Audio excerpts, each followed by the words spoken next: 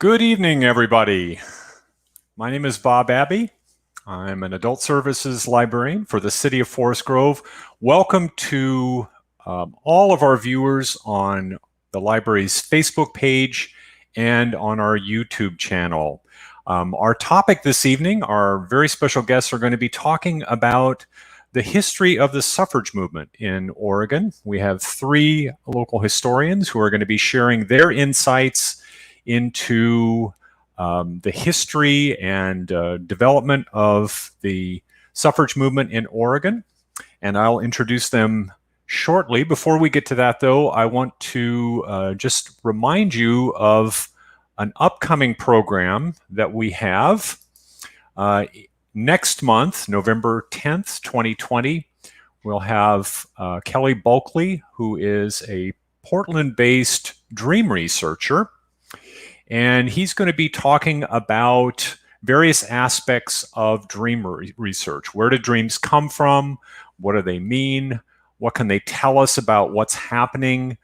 He's going to be looking into how dreams have shaped things like art, healing, spirituality, politics, and social change.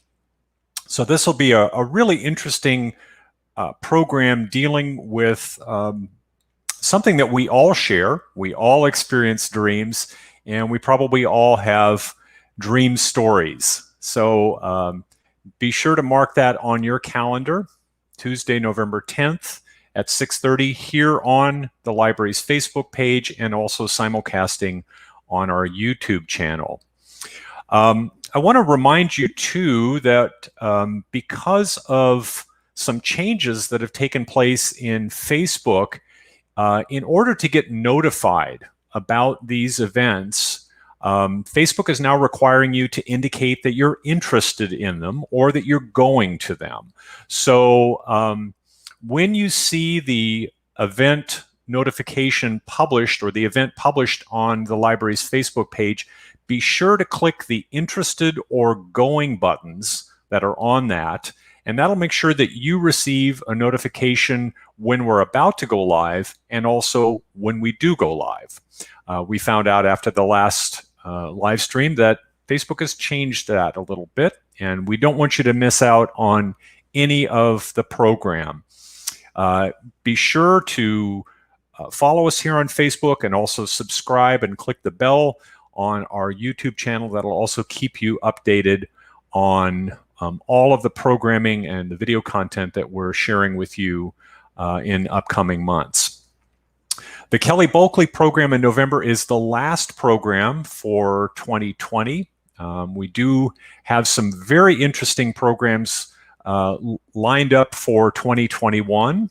And I can't really tell you too much about them, but I will say that in January, we were very fortunate to be hosting Oregon's newest Poet Laureate, Anis Mojani, and that event will happen on Tuesday, January 18th. So stay tuned for that. We're really excited to have him be a part of our live stream offering too. Live streaming is interactive. So as you have questions or if you have comments, please use the chat function on either Facebook or YouTube. When all of our presenters are finished tonight, we'll reconvene and share some of your questions and comments. So I'm going to bring our three presenters on this evening. We're very fortunate, as I said, to have three experts in the history of Oregon women and also researchers who are doing work on the history of voting in Oregon. So first of all, I'm going to bring in Dr. Kimberly Jensen. Kim is a professor of history and gender studies at Western Oregon University, and she's the author of Oregon's Doctor to the World, Esther Pohl Lovejoy, and a Life in Activism. She's currently working on a book project that focuses on Oregon women, citizenship, and civil liberties and the growth of the surveillance state from 1913 to 1925. Good evening, Kim. Nice to have you with us. Good evening. Thanks so much for inviting me. Next, I will bring Jan Dilg. Jan is the principal of HistoryBuilt, which is a historical consulting firm based in Portland, and she's also the curator of the Oregon Jewish Museum and Center for Holocaust Education's core exhibition entitled Discrimination and Resistance, an Oregon Primer. Her research and writing focus on Oregon women's labor, political and cultural history, and is currently researching the history of the anti-suffragist movement in Oregon. Hi, Jen. Welcome to our program tonight. Happy to be here. And also joining us this evening is Jean Ward. Jean is a professor emerita of communications from Lewis and Clark College, where she taught and served for over 40 years. Jean's research has focused on Pacific Northwest women, including Abigail Scott Dunaway, Bethenia Owens Adair, Mary Anna Cook Thompson, and Lj Beatty, who we'll hear more about this evening. And she's currently researching the experiences of Blacks in Portland's early African American community. Jean, welcome to our live stream program tonight. Thank you for inviting me. So the format tonight will be a little bit different. We're going to treat this like a panel discussion. All three of the presenters will be on the screen once I leave, and each of them will be doing their presentation in turn. We'll start with Kim's presentation, then Jan will do her presentation, and then lastly, Jean will do her presentation, and then I'll come back on when everyone's done, and we'll have time for Q&A at the end of the evening. So I am going to bring Kim's presentation onto the screen, and I will now leave the stream, and Kim, we'll turn it over to you. Thank you, Bob. I'm honored to be on this panel with Jan and with Jean, and our main goal is to feature their new research. So my opportunity for the first few minutes is to give just a few big picture overview items. Many of you are likely scholars of Oregon history and Oregon women's suffrage, but some of you may have some questions. And so I'm just doing the most general of overviews with some things that I think might help you think about and contextualize these fine two presentations that Jan and Jean will do. And then, of course, we can have some time if there are additional questions during the Q&A. So one of the things we want to stress is that the Votes for Women movement in Oregon and the nation was a multi-generational movement. And also that this was a movement that involved state action. You can see on this map that by the time of the 19th Amendment, ratified in August of 1920, many, many women in many states had achieved the right to vote. But of course, there were many who did not and who had not. And we can see, for example, the South is not, because of issues around race, the South did not have many states with any kind of votes for women. And of course, we see that the West was very active. And if you'll see here, you'll see that Oregon was one of the last in the West. And so that became a very important campaign issue. I also want us to think about that the founding document of the state, the Oregon Constitution, laid out some limitations on who could vote. So this is Article 2 of the Oregon Constitution, part of the Bill of Rights, if you will, with the first section that all elections shall be free and equal. And by this, actually, the delegates to the Constitution meant that they wanted free people to vote. And they felt that there were many people, including Black Oregonians, who were not really free. So the election shall be free and equal. And then we see in Section 2 that it's limited to every white male citizen, age of 21 and up. And just to reinforce that, down in Section 6, as we see it printed here from Carey's Constitution, his presentation of the Constitution in 1926, that no person who is considered Black, the term that the Constitution used was Negro, Chinaman, or a mixed race person, mulatto, shall have the right of suffrage. So what this means is that women of color in the state have a double burden, discrimination by race discrimination by gender. And so the movement for women's suffrage in Oregon, which starts in 1870, is a long one. It features many very important stories, and we're going to hear some of those from Jean and Jan tonight from their new research. But I want to just emphasize a couple of things.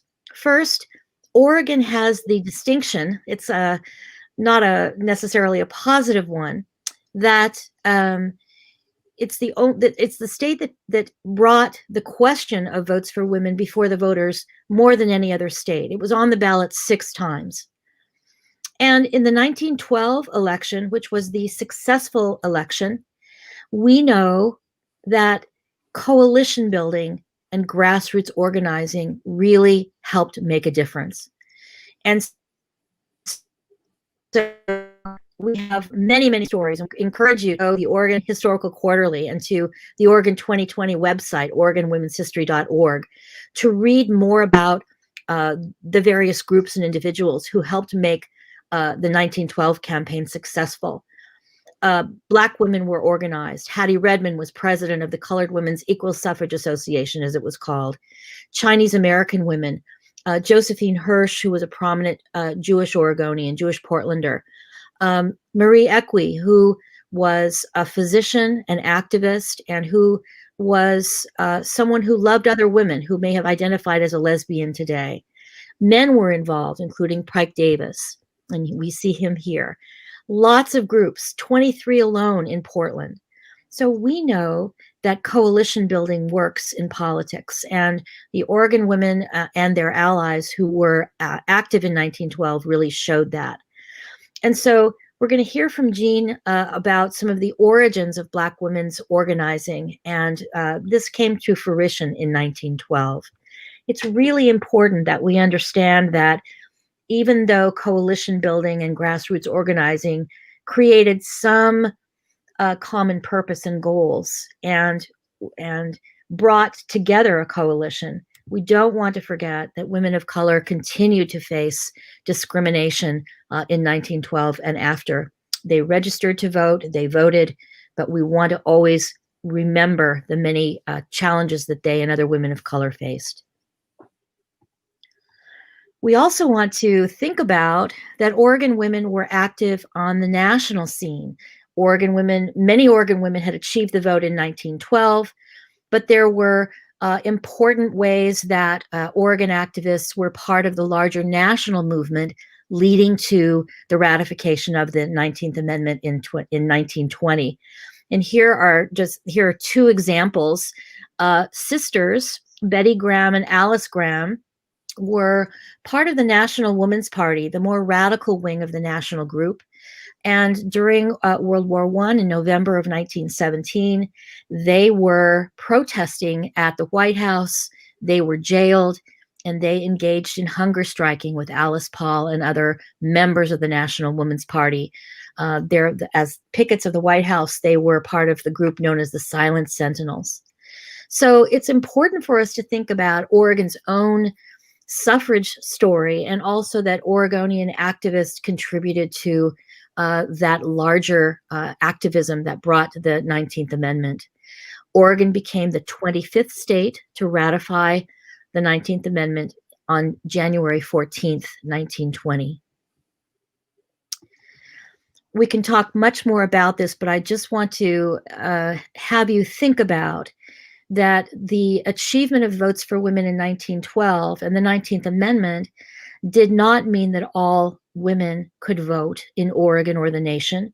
There were many barriers, and there were also new restrictions. And we can talk about some of the other barriers, for example, to Asian American women who were first generation, who could not even become naturalized citizens because of federal legislation. But also, many states contributed to really a backlash by passing additional laws after 1920, after 1912. Let me just give one example from Oregon. In 1924, voters enacted what was called the Voter Literacy Act, and it was a requirement that if the election judge felt the need, that judge could ask you to read a portion of the Oregon Constitution and write about it, and that had to be in the English language.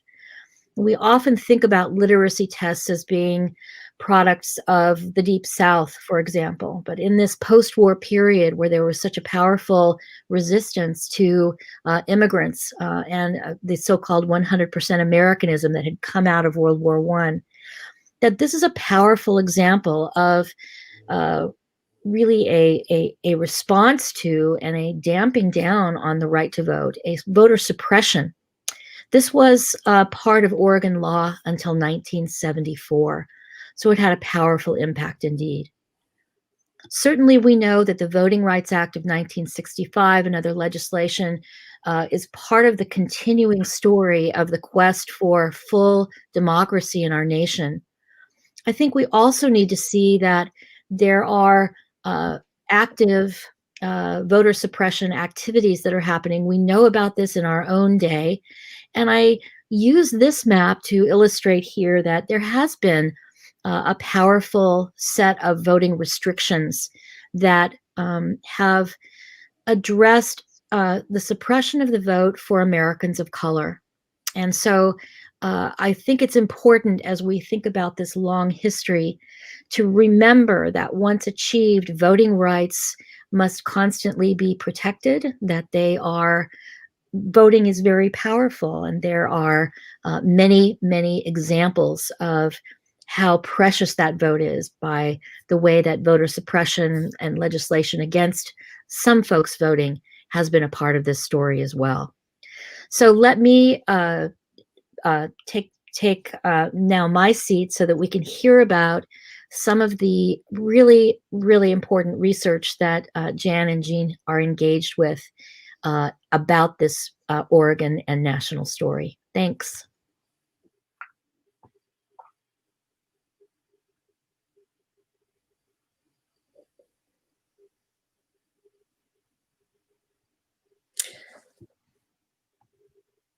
Are we good to go, Bob?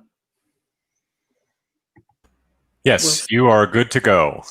Okay, so thanks, Kim, for setting the stage so well about the pro-suffrage movement. And now it's my job to talk about the anti-suffrage movement, which was just as engaged, just as determined to have their outcome be the winning one. And the anti-suffrage movement was organized for as long as the pro-suffrage movement was. And like the pro-suffrage movement, there was definitely a national organization, which you see the image of the headquarters in New York here. But they were kind of the umbrella organization, and then there were many branch organizations around the country, including in Oregon, which I'll talk a bit more about shortly. The anti-suffrage movement was really woman-led for many, many years. It really was just up until the last couple of years before the 19th Amendment passed that men played a significant role in the organizing and the arguments about it. And for the anti-suffrage women, they really based their principles and their objections on women and gender roles. And they were just adamant that women needed to remain in what was then known as the private sphere, home, family, hearth, and men were to run the public sphere, the politics, the business. And these two should not ever overlap. And that was really one of the great foundations of that. And in fact, it was a widely shared view when we think about the Women's Rights Convention in Seneca Falls in 1848. One of the documents that was produced was the Declaration of Sentiments. And that document had many items that they wanted to address. But the issue of women voting was the most contentious, really kind of threatened to undermine the entire convention. And it was Frederick Douglass, who gave this impassioned argument for why women voting was not too radical and needed to be one of these sentiments that were ratified by the convention attendees. And it was finally, but voting was considered one of the most radical things that women could do. And this often produced postcard that you see on the screen is really emblematic of what much of the anti-suffrage movement was trying to convey. And they definitely used visuals and swag back then, like we do now, in order to get their point across and visually engage people in their arguments. And you see here the woman who's going out to vote or work at the polls or campaign, and they've made her look a little frivolous, and clearly they're conveying that she's abdicating her domestic duties. The husband looks kind of stunned and the children look very unhappy. And that was just not the role of women as the anti-suffrage movement saw it. And in fact, you know, what were you going to do if you were spending all your time learning about candidates, being an educated voter, and then going to the polls? That was taking you outside of that public sphere, or excuse me, private sphere that was so rigid and so important. And you may be able to see up in the corner, the term suffragette was actually used extensively by the anti-suffrage movement instead of suffragist, which was the term that the pro-suffragists preferred. And it was really meant to try and diminish and denigrate what the suffragists were all about. And you see a couple of other items here.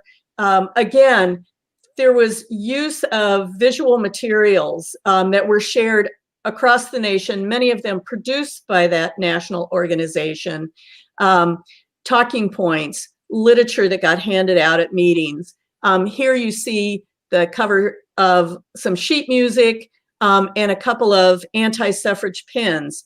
And the color that you see them using is very important. Red was the color of the anti-suffragists, and the rose was the flower that they used. For the pro-suffragists, the color was yellow, mimicking a sunflower. And so you could visually help distinguish between who was pro and who was anti, just using these particular items.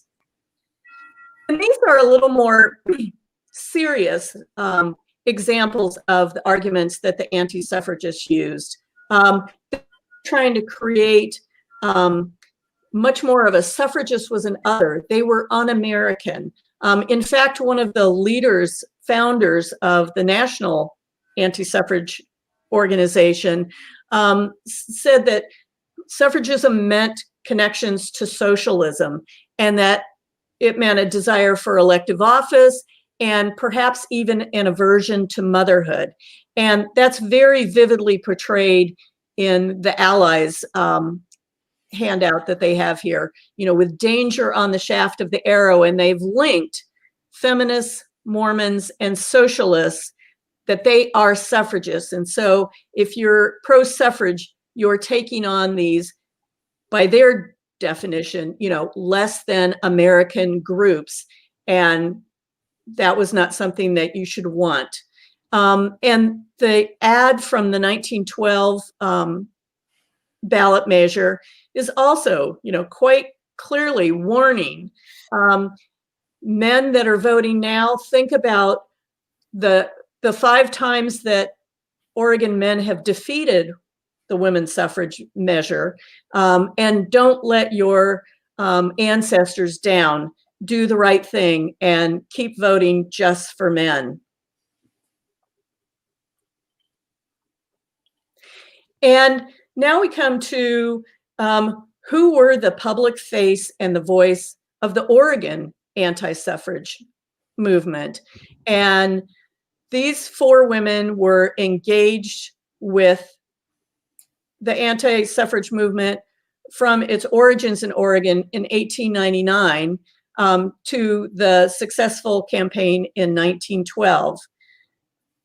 They epitomized the sort of elite white college-educated women that made up the vast majority of the anti-suffrage membership and movement. On the left, you have Alice Wilbur. I've yet to find photos of Henrietta Failing and Catherine McCammett, but I'm still on the hunt. And then Eva Wilson Bailey. And the four of them really ran the operation.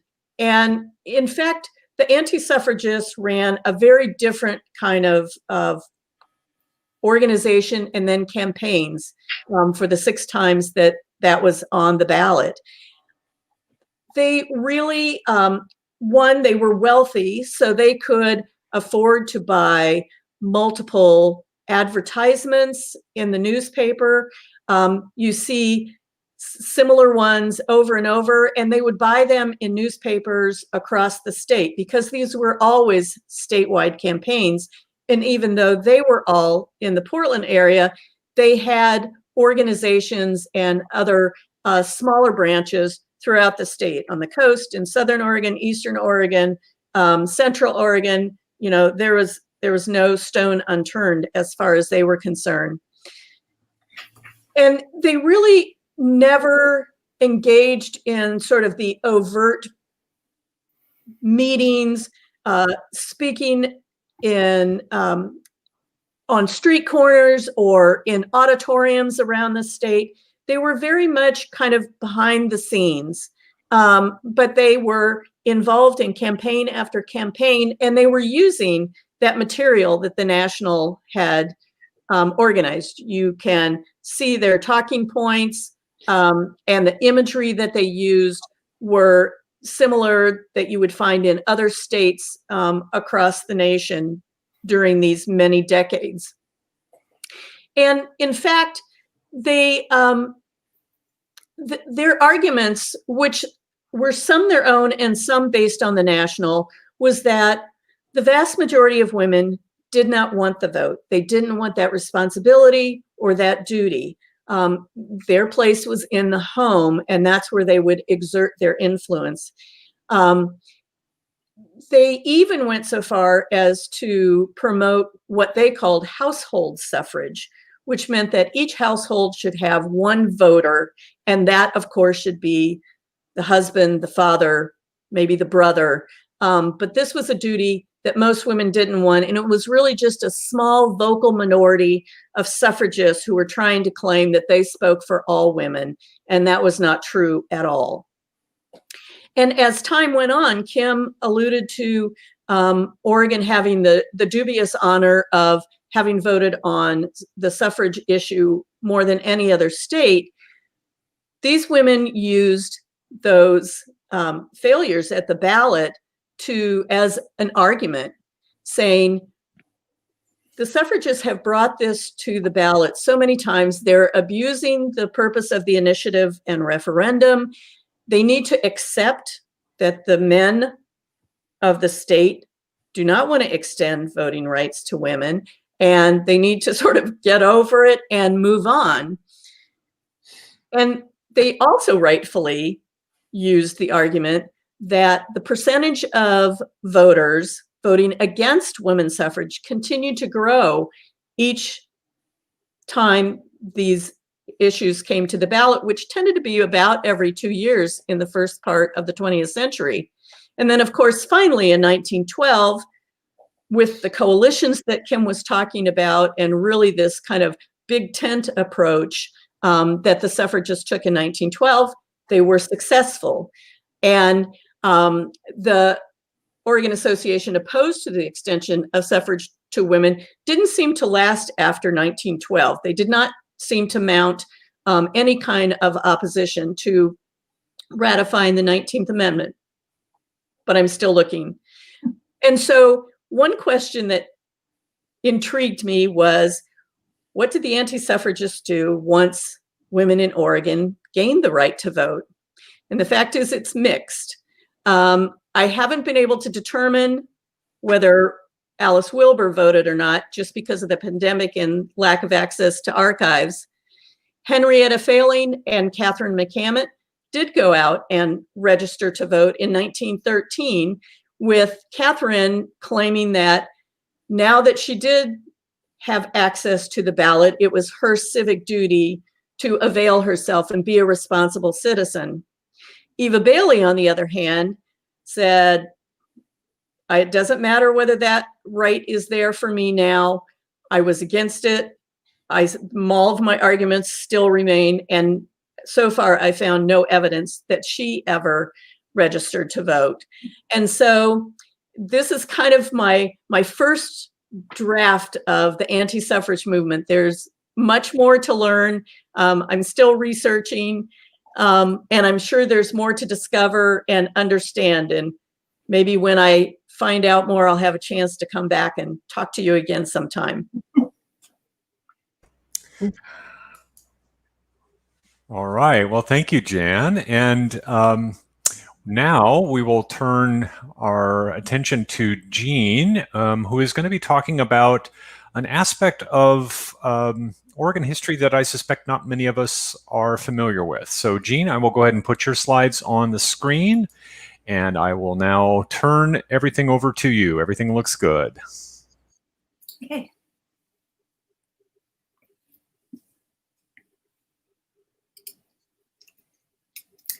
Are we all set now? Yes, so you'll need to go full screen.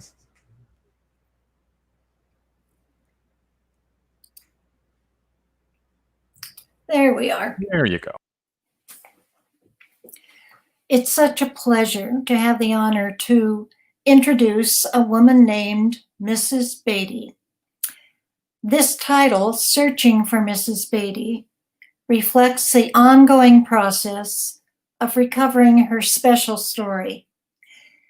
Mrs. Beatty was one of the first Black women west of the Mississippi to advocate publicly for women's suffrage.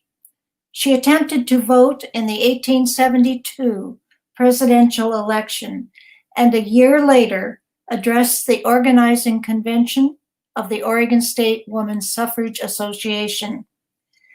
Known only at the time as Mrs. Beatty, colored. Her full name and identity were lost until recently. I'm happy to share a few of the documents that contribute to answering who was Mrs. Beatty. We begin in Portland, Oregon, with 4 women. The New York Times reported that a Mrs. A.J. Dunaway and 3 other ladies were permitted to register and vote in 1872. But their ballots were received under protest and, according to one account, afterward thrown out. This was the Grant versus Greeley presidential election. And there were women attempting to vote across the country. They were testing their rights as citizens under the 14th Amendment, which provided citizenship to all persons born or naturalized in the United States, and the 15th Amendment, which declared the right of citizens to vote would not be denied or abridged on account of race, color, or previous condition of servitude. At the urging of Susan B. Anthony and the National Women's Suffrage Association, Abigail Dunaway in Oregon and 3 unnamed women, according to the New York Times, had gone to the polls in Portland in their attempt to vote. Now, who was this Abigail Scott Dunaway? I imagine most of you have heard of her before. She devoted over 40 years of her life to the struggle for women's rights. She became known as Oregon's mother of equal suffrage, and after 5 defeats, did live to see Oregon adopt women's suffrage in 1912. Here she is self-describing as a teacher at 27, keeper of a boarding house. That's just as the Civil War was beginning. And then, of course, many years later, by 1913, she could be at the polls. Dunaway was editor of the New Northwest, her weekly human rights newspaper, which she established in Oregon in 1871 and published for 16 years. Susan B. Anthony arrived in Oregon the same year as the establishment of the New Northwest, and she went on a speaking and organizing tour for women's suffrage, accompanied by Dunaway as her business manager. For several months, they were in Oregon, Washington Territory, and even British Columbia. It's probable that the three other, at this point, unnamed Portland women who had accompanied Dunaway to the polls the next year all heard and probably met Anthony on this 1871 visit. In Pathbreaking, which was written in Dunaway's twilight years, she recalled her close association with Anthony, but did not discuss attempting to vote in 1872. But Dunaway's The New Northwest and other Portland newspapers did report on the event and named finally all four women. Mrs. A.J. Dunaway, Mrs. M.P., we now know it's Maria P. Hendy, Mrs. M.A., Mary Ann King Lambert, and Mrs. Beatty Colored. No initials or first name for Mrs. Beatty. The women were escorted to the polls by two husbands, Ben Dunaway and D.H. Hendy. Upon questioning, each woman responded, "I am an American citizen and have the right to vote." But their names were written in a separate register, and their ballots were placed under the deposit box, not to be counted. Here in this account reprint from the Oregonian in the New Northwest, Mrs. Dunaway walked up to the stand with a Republican ticket in her fingers, which she tendered to Judge Mayer, who looked up quietly and said, "Mrs. Dunaway, where do you reside?" Mrs. D, in a calm, measured tone, "In Portland, Oregon." Little note here, Jacob Mayer, one of the judge clerks at the polls, is the same man who had helped Abigail Scott Dunaway establish her first business in Albany, a millinery business in the early 1860s. They already knew one another. The polls, the Morrison Street precinct, located Captain Smith's Lime Warehouse on 3rd Street between Yamhill and Taylor. And as is so often the case, much of the work in identifying Mrs. Beatty, tracing what happened at the polls and so forth, was a collaborative endeavor. And I want to right now acknowledge how much Jan Dilg has contributed to this, as well as Kim Jensen, sharing in innumerable ways research and ideas, and it's been very helpful. So we now know that it was Captain Smith's Lime Warehouse where they went to vote. And here is another indication. This is in fact from the Sanborn Farm maps, again showing where that limehouse was located. It's clear to me now that they intentionally went to that precinct. You had your choice at the time where you might go. And I think it's because Abigail Scott Dunaway trusted and already knew Jacob Mayer. Portland's Democratic Herald, however, was unfriendly to women's suffrage and reported that at about 1:30, the judges and clerks of elections were astonished by seeing four women with grim visages and defiant aspect match in solid Indian file up to the window, grasping in their right hands a folded ticket. Well, the response from Abigail Scott Dunaway was, "We did as we agreed. Well, we've been and gone and voted, and Portland yet prospers." even though Susan B. Anthony and 14 other women were arrested in Rochester, New York for attempting to vote, Abigail Scott Dunaway could say, "We did as we agreed, and Portland yet prospers." We see the emergence of Mrs. Beatty once again the next year, February 1873, the organizing convention for the Oregon Women's Suffrage Association. And in those minutes, which were printed in the New Northwest, we read, Mrs. Beatty, colored, read an essay proving that the colored women are awake in their own interests. The Oregonian published a similar description. Even the official record for the Pacific Northwest, which was published in the History of Women's Suffrage, failed to give any name beyond Mrs. Beatty colored. Historian Rosalind Terborg Penn posed an interesting question for us. The question remains, she wrote, about why Beatty's first name has not been found in any of the extant women's suffrage reports. I suspect Mrs. Beatty herself protected her first name by not making it known publicly. Certainly, she was not an anomaly among African American suffragists in the West. And Terborg Penn adds, apparently no sources on this woman reveal her first name. Fortunately, that's not the case.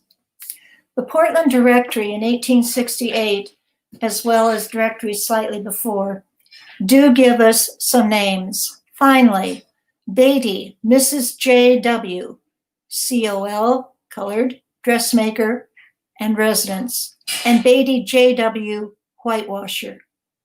What this means is that for the first time, we have an indication, at least a lead, on names.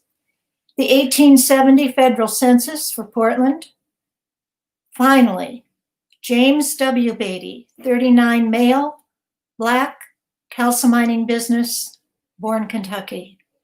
And most importantly, Mary Beatty, age 36, keeping house, born Kentucky. For the Beattys, community involvement and leadership were part of responsible citizenship. James, for example, was president of Portland's 1870 Ratification Jubilee, held to celebrate ratification of the 15th Amendment, with a torchlight parade and an infantry band and an overflow crowd at the courthouse for speeches and music. And in 1871, James became a trustee of the African Methodist Episcopal Zion Church, Portland's first Black church. And Mary, as we know, was active in the early women's suffrage movement. But why did the Beattys come to Oregon, you might ask? If we look at the 1860 census, there were only about 128 African Americans and persons of mixed race in Oregon, and that number increased to only about 318 in 1870. Look at Portland alone, a total population of about 8,000 in 1868, including only 41 Black males and 21 Black females, James and Mary Beatty being two of those numbers. Oregon rejected slavery in 1859, but it was the only free state admitted to the Union with a constitutional Black exclusion clause. Non-resident free Blacks and mulattoes were told not to come, reside, or be within the state, or hold any real estate, or make any contract, or maintain any suit therein. It was not repealed until 1926. There was a poll head tax, an anti-miscegenation law, and a ban on intermarriage, which was not repealed until 1951. Could the answer, I asked, be found in their lives before arriving in Oregon? Would that help explain their journey? This is the marriage registration for James W. Beatty and Mary Lj Smith. Mary is shown as the daughter of a J.M. Smith, who consented in person, January 7, 1850, in Louisville, Kentucky, to the marriage of his daughter to James Beatty. They were married by a Roman Catholic bishop, Martin J. Spalding, and I note here Bishop of Louisville, and later Archbishop of Baltimore. The Smith family was definitely a Catholic family. The marriage registration goes on to show the consent given by Mary's father for the marriage. And finally, we get the full name of her father. No longer is it simply a Smith, but it's a James Madison Smith. Mary was only age 15. James was only 19 when they were married.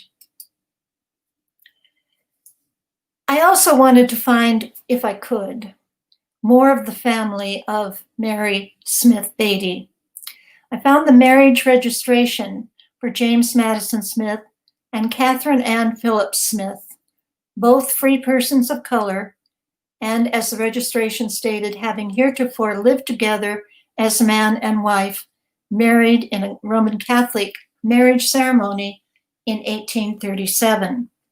This meant it would be possible to trace more about the family in Kentucky. And yes, in 1850 in Louisville, the census record showed James M. Smith, a hardware merchant with $3,000 of real estate, born in Kentucky. And it also showed his wife, Catherine, a son, James, a niece, as I established later, Mary Jane Mead, and a woman that I believe was James Smith's mother, Jane Smith, all living in the same household. James Madison with $3,000 in real estate, that would be the equivalent of over $100,000 in 2020 currency. But note, now this is in the summer, August of 1850 for the census, there's no indication of Mary and or James living in the same household. But I could not find them in the Louisville census anywhere. What had happened? Well, the combination of Kentucky's restrictive 1850 Constitution and the National Fugitive Slave Law of 1850 severely threatened all Blacks, whether slave or free. And Mary and James Beatty left Kentucky not long after their marriage in January, and I traced them to Indiana, where they appeared in the 1850 census. They crossed the Ohio River into Indiana and were farming near James's widowed mother in Hanover. But Indiana followed Kentucky's lead. And in 1851, Article 13 was added to Indiana's Constitution, prohibiting Black immigration and requiring registration of all resident Blacks. James's mother and several relatives registered as free Blacks, but neither James nor Mary Beatty registered, and they left Indiana, apparently to head north and later westward. By the early 1860s, they were in Victoria, British Columbia, and they arrived in Portland about 1864, before the end of the Civil War.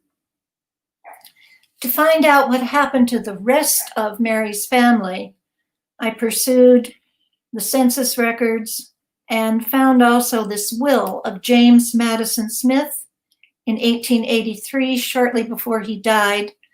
He and his wife had also moved to Indiana, where they appeared in those records and remained until their deaths. But Mary and James stayed in Oregon and only returned to Indiana for visits after the Civil War. This is an indication of some of the Beatty property in Oregon. Over their years in Oregon, the Beattys acquired considerable real estate, both individually and jointly. and they even sold property to one another. Now, this lot that we're looking at is Lot 5, Block 211, in what would now be considered downtown Portland. James purchased this lot in 1869 from the Oregon Iron Works for $800. Today's dollars, that would have been about $15,000. He sold the same property to Mary in 1881 for $3,000, or about $72,000 in 2020 currency. Another picture, Sanborn Fire Map, showing how much building has gone on around that lot between 1889 and 1901, including the addition of the Unitarian Church here, which was led by a man, Thomas Lamb Eliot, who was definitely a supporter of women's suffrage. And of course, over here is this large lot, which belonged to the Beattys. This might look familiar to you, and if anybody out there says, that's Nordstrom's, you're right. And with Jan Dilg's help, we were able to establish that Nordstrom's now sits on what was originally the Beatty property. The 1880 census revealed that while the Beattys were no longer in Portland, they had made a move, in fact, to Cornelius, Washington County, Oregon, and each had purchased 160 acres in her and his name for farming.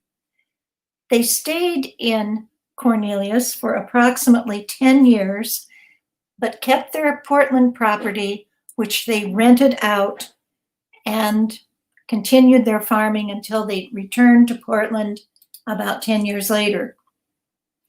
This is a deed of that Cornelius, Washington farm that Mary purchased. And she paid $560 for her 160 acres, and her husband James also purchased in his own name 160 acres. Now, if any of you are wondering, where did the money come from? How was it possible, in fact, for them to purchase so much property? I don't really have the answer yet. There is something that stays with me, and that's that I've come across an indication that it's very possible that James Beatty was a miner at some point. I don't know whether that was silver mining or gold mining or possibly some other form of mining, but that would have been apparently before coming to Oregon. And if so, perhaps he brought with him some considerable financial support for the family, but that's a big question mark. I'm not sure yet. Back in Portland, after their experience as farmers in Cornelius, I came across this advertisement placed by Mary Beatty in 1893. I think it reveals her grit, her determination, her strength, when she wrote to defend her husband and warn aged American women of African descent. And this is what she said: "Know all men that wherein my husband's name is connected with one Mr. Stevens, who proposes to establish a home for aged American women of African descent, that we will not vouch for his ability to do what he promises, for we know him not. Once before, my husband's name was used, wherein we were much abused. Hence this notice. Mary Lj Beatty." Mary Beatty died not long after 1899 was the year. The obituary reads, "Mrs. J.W. Beatty, a colored woman who has been a resident of Portland for the past 35 years, died at her home from injuries received through a fall on the street while walking with her husband on Labor Day, 65 years of age, a native of Louisville, Kentucky. And the services were held at St. Joseph's Church, and Greenwood Cemetery was mentioned, of course. The death certificate gave a bit more information and clearly identified Victoria, BC as the place of residence before coming to Portland.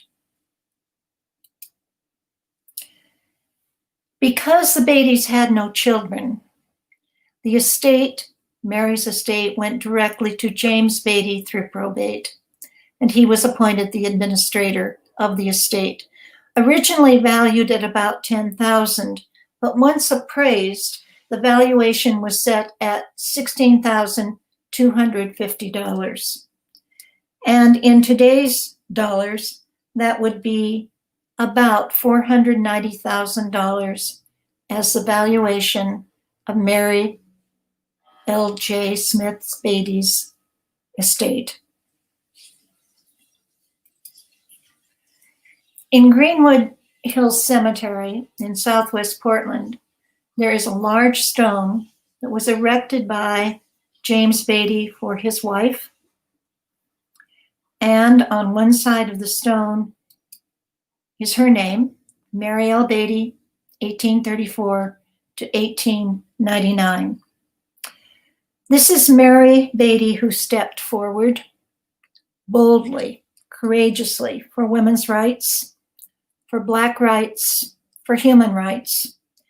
And although she did not live to celebrate Oregon's women's suffrage victory in 1912 or ratification of the 19th Amendment in 1920, she was without a doubt an Oregon pathbreaker to be remembered and honored. And now we know her full name. Thank you to all who have contributed to recovering the story of Mary Beatty. And in particular, I want to thank this list of archivists and leaders as historians in putting together this story from Oregon to Indiana and all the way back to Kentucky. Thank you very much. Thank you, Jean. That was an amazing story of a truly remarkable woman. And I'm wondering if you can talk a little bit about the process that you went through in uncovering that story. Talk a little bit about how, in a sense, it sounds like you're doing detective work and even a little bit of genealogy. Mm-hmm. All of the above. That's the best way to respond. I had read over, I have to admit, references to Mrs. Beatty in the past. And usually what I saw early on, years and years ago, was a colored woman had been part of a group of 4 who had gone to vote. I didn't know that it would be possible, and I think probably it would have been very difficult 20 years ago to come up with the same kinds of information that's available to us now. And I know that Kim and the historian at McMenamins at one point had identified some information about her, and I think that was through Portland City Directory. There had been an identification as a dressmaker, which she was. Eventually, she offered rooms for rent, particularly in that Yamhill address. They had more than one structure, and she was able to do that. But the problem was that even though we might have known part of her name, we didn't know the whole name, and it was a question of how far can you go? Well, things have changed a lot in 20 years, 15 years, as far as what's available online. And the encouragement for doing this, I think the incentive for doing it, really came out of the whole experience this year of the 100th anniversary for women's suffrage, the 19th Amendment, because we all who were working together, in particular as an advisory committee for the Oregon Historical Society's exhibit, were looking for frequently untold stories. And this is a case where, for whatever reason, even the name of the woman was never quite complete. That disturbed me, and I know that it probably disturbed a number of people on that advisory committee. So being able to find bits and pieces, collaborate with others in the process, that's what made the difference. And you're right, some of it is genealogy, family history, but the more you can piece together of that, the more you begin to understand what may have been going on that prompted the family. Everybody stays in one place, Indiana, except these two who are particularly adventuresome. I don't know if that answers your question or not. No, it did. It did. And I think that what Jean's contribution showed, and what all of our presenters tonight have uncovered, is how the history of our understanding of the suffrage movement has evolved over the past 15 or 20 years. For a variety of reasons. And I'm wondering if each of you could talk a little bit about what some of the most significant changes are in terms of our conception of the suffrage movement. I mean, we even talk about it as a movement, as if it's a kind of a monolith. Jan, you talked about resistance to suffrage. And Kim, you talked about kind of leading up to the context of the vote and the multiple times that this process evolved. What are some of the important changes that you've noticed in how we think about women gaining the vote? Start, Kim. I'll be happy to start. I think that one of the most important things is that we commemorate the accomplishments of the activists, and we try to uncover as many diverse stories as we can, but we also have to complicate that history by realizing that not everyone was able to hold the right to vote, and that there were many barriers that continued. So I would say, thinking about the women's suffrage story in the large picture of human rights history is very important. I would also say that, and the election that the ballot measure that I know best, the movement that I know best is 1912.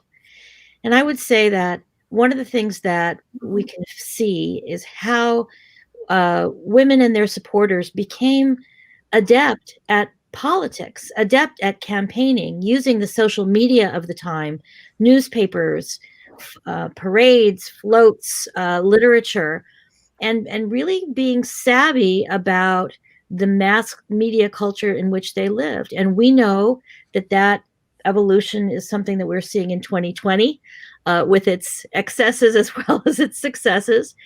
And so I think that thinking about the way that those involved in the movement adapted and really found their tools and their strategies that worked, and then shared that nationally. So complicating the story, thinking about who couldn't vote, and the way that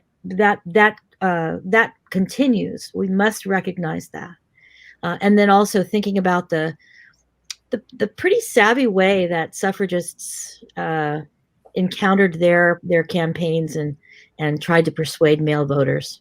Mm-hmm. And I think there was no monolithic anything, whether you're talking about the pro or the anti-suffrage movement. Women were certainly not monolithic. And I know one of the concerns both in 1912 in Oregon and then nationally in 1920 was the women are going to vote as a bloc. They're just going to take over and, hold all the power, which was silly because they held a whole variety of political views and agendas, just like the men did. And I think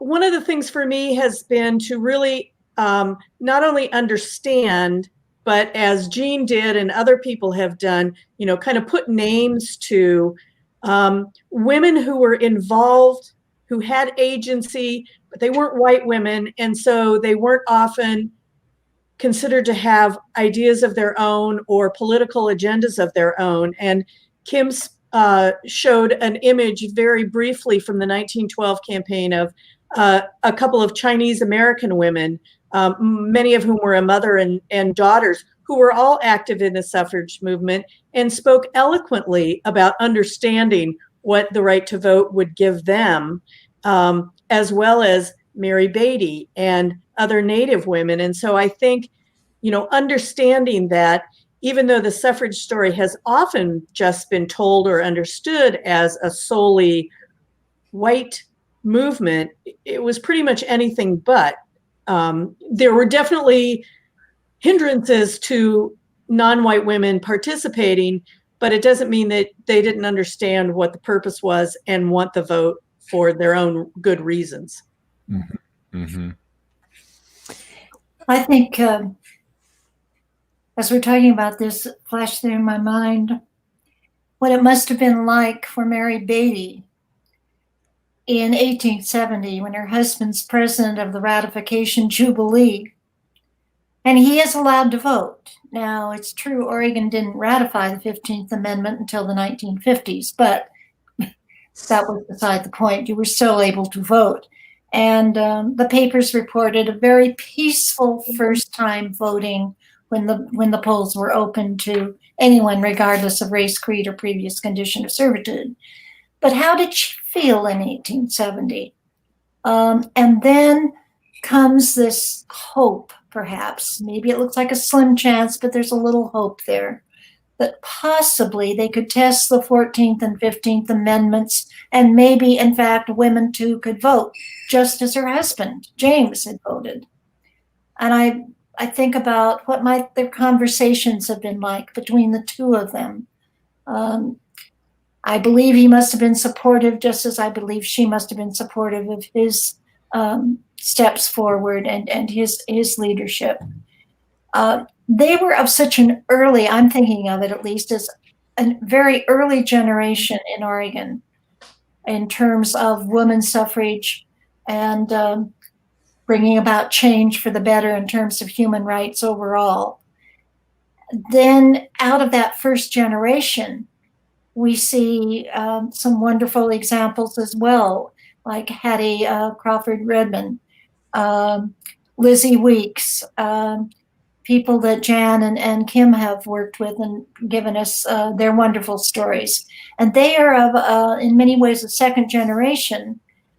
I don't know how many of them knew the Beattys, but I do know that the Crawfords, for instance, Reuben Crawford was a friend of James Beatty's, and I believe that there must have been some learning and some exchange, particularly given the small size of the African-American community in Oregon and specifically in Portland.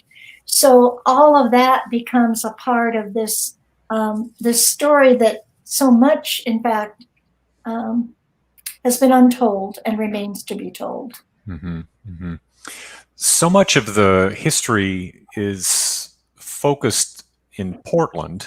And it struck me, Jean, as you were talking about Mary Beatty and her connection to Cornelius. And I'm wondering how much of this do you think, how much history is there outside of the Portland area that is either never going to be known or is yet to be uncovered? Are you asking me? Anybody. I knew. Yeah. I would love to uncover it or start looking. Cornelius is a hard one, but I have to say, when I say hard, it was difficult even to find them in Cornelius. I didn't know where they were. The name was spelled differently. Every time we've got a census taker going to the door and writing down the name as they hear it does not necessarily mean that it's going to be accurate. This census taker did not even have race correct, as you might have noted. There are no people in that particular census in 1880 who are identified as colored or black mulatto for Cornelius.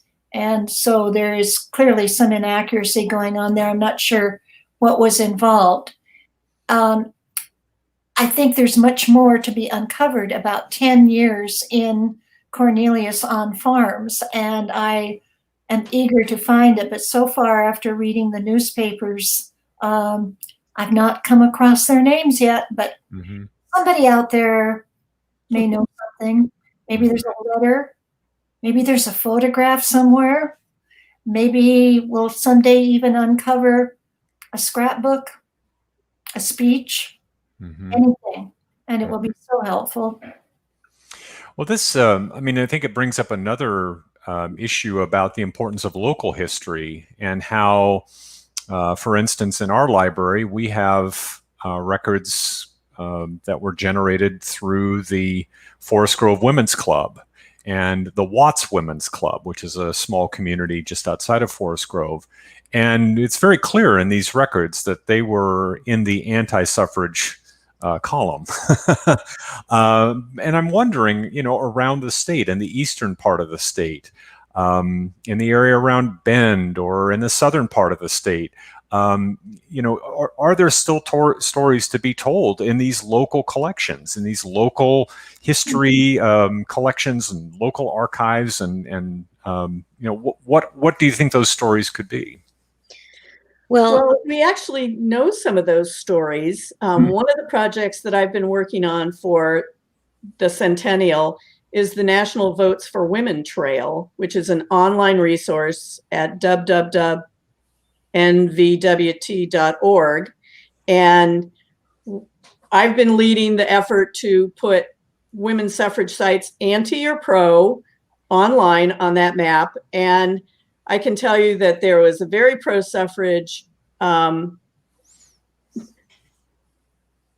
groups around the state over many of those years. So we found evidence of equal suffrage clubs in Canyon City, in the Dalles, in Medford. They had a whole auto parade where they were celebrating in 1912, you know, why men should share the vote with women. And so I think there's actually, it's not extensive information at this point, but it is something. And so I think the stories are slowly coming out, and we're slowly making those connections.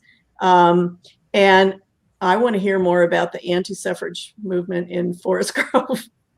We'll be in touch. Yeah. I've got a researcher for her. Yeah. I wanted to just add to that, viewers, you will have seen from our presentations that we are the beneficiaries of digitization of newspapers, or in all of our times reading microfilms, right? And I would say to everyone listening, go there. The University of Oregon has digitized many, many local newspapers. Local libraries, as Bob is indicating, these are collections just waiting. And there were so many newspapers, right? Black women had two newspapers in the first part of the 20th century in Portland, The Advocate and the People's Bulletin, and these were published weekly. So we only have one copy of the People's Bulletin, and some of the Advocate is missing, but what we've got is incredible. So if we think about it, it's like, you know, accessing folks' social media accounts. The newspapers were announcements of meetings, who spoke, who was visiting. It's just possible to knit communities together that way. I also really want to emphasize that many of the women that we've studied saw the vote as a first step to a tool to change their communities for the better. And so this is also a local story about right away women voting in the local elections of December of 1912 and on, standing for office, working as election judges, organizing voter registration drives for a variety of causes. And so that I think we want to make sure that we see that bigger story, that achieving the vote was one thing, and continuing the struggle to make sure everyone can vote is part of the story, but then also what we do with that. Mm-hmm. I want to just make a pitch for digitized newspapers. So we have shared a number of late 19th and early 20th century Forest Grove newspapers to the University of Oregon's Historic Oregon Newspapers Project, including, I was just looking earlier, the Forest Grove Independent, which was published in 1873, 1874. We have digitized versions of those papers on the University of Oregon Historic Newspapers website, which is oregonnews.uoregon.edu, and then you can search by title. And it's a wonderful source of information, particularly for small communities. I'm seeing Heppner, Grand Ronde, Independence, Kaiser. These are all great sources of information to find out these stories. And everyone who's participated tonight can speak volumes about how important those newspapers are in uncovering those stories. And you have to have a warning statement that once you get started, you won't want to do anything else. It's fascinating. You have to tell your friends and family. You need to, right. Yeah. It's very fun. It is a rabbit hole. It is definitely a rabbit hole. Well, I'd like to wrap up tonight by just having each of you talk a little bit about what you think are the next stories to be told. What are some of the stories that we have yet to uncover? Different angles on the history of the right to vote, on the suffrage movement. Where do you see the next research heading? Kim, can you start off with that? I'd be happy to. That's part of what I'm trying to do in my current work, and I will just use one example. The Oregon Constitution said that if you were committed to a hospital for the insane, that you lost your ability to vote. And institutionalization in this period after Oregon women achieved the vote through the 20s and beyond is a very complicated story. And I'm trying to tell the story of some women who were activists and who sued for their right to be free, especially on the grounds that they were being denied their civic right to vote. And I won't go into more detail because you'll need the Shepherd's Crook to take me off. But I think the questions then of, thinking again about the barriers and who was active in challenging those and calling those out. So that's one. Jan, what do you think? Well, I would say for me, there were two women elected to the Oregon legislature shortly after women gained the right to vote, one in the Senate, one in the House. And then there was a long stretch, and then there was actually a woman in the House of Representatives in 1920 when ratification happened. And then there was this huge barren period. And so I think looking at what were the other forms of political activism that women were involved in, if it was just too daunting or it was too difficult to get elected. Several of the suffragists that we're talking about ran for office and were just unsuccessful in being elected. And so I think that kind of broad political participation is something that interests me, because we know women were not just sitting at home. They were out there engaging in their communities in a variety of ways. Hmm. And Jean, what stories are yet to be told from your perspective? It's a little hard to know what they're going to be exactly, but I know I'm following a couple of trails that I think look very promising. One of those is with a woman named Mary Carr, C-A-R-R. It was in her home, 1862, yes, back in Portland, where she, as an African-American woman, invited others to join her in the founding of Portland's, and in fact, Oregon's first African-American church. And that is the church that eventually became known as the African Methodist Episcopal Zion Church that I mentioned earlier, where James Beatty was a trustee. I'm very interested in her story, Mary Carr's story. She was here very early on. She appears to have been quite an independent woman in terms of self-supporting and activity in the community, including the support of the church. She had a boarding house, eventually more than one. And we also know that she became part of an organization that I'm looking at closely now, Portland's Working Men's Joint Stock Association, which was headed by a man named George Putnam Riley, known as Portland's Black orator par excellence. Mhm. He was a leader within the community and an outstanding speaker. And you will see him talking about newspapers again and again within articles about events and also promotions for events to occur where George P. Riley will be the featured speaker. Well, he was head of this Working Men's Joint Stock Association, and they invested in land not only in Oregon, but in Washington, including in what is now downtown Seattle and also Tacoma. So the association opened the doors to women as well, even though it's called the Men's Joint Stock Association. And Mary Carr was one of the first members of that association. So I'm very interested in tracing her life, her involvement in that organization. She does not drop out. She appears to stay with it. And that also coincides with my interest in George Putnam Riley.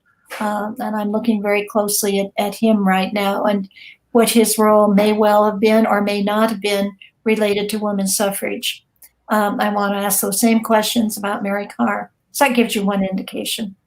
Well, we'll invite you all back to share your research and to continue this conversation in the future. I want to thank Dr. Kimberly Jensen from Western Oregon University, Jan Dilg, and Jean Ward for participating in this evening's live stream. Thank you all so much, and thank all of our participants and viewers on Facebook and YouTube. We'll see you back here again in November for our program Perchance to Dream with Dr. Kelly Bulkley. So until then, everybody be safe and good night. Good night. Night.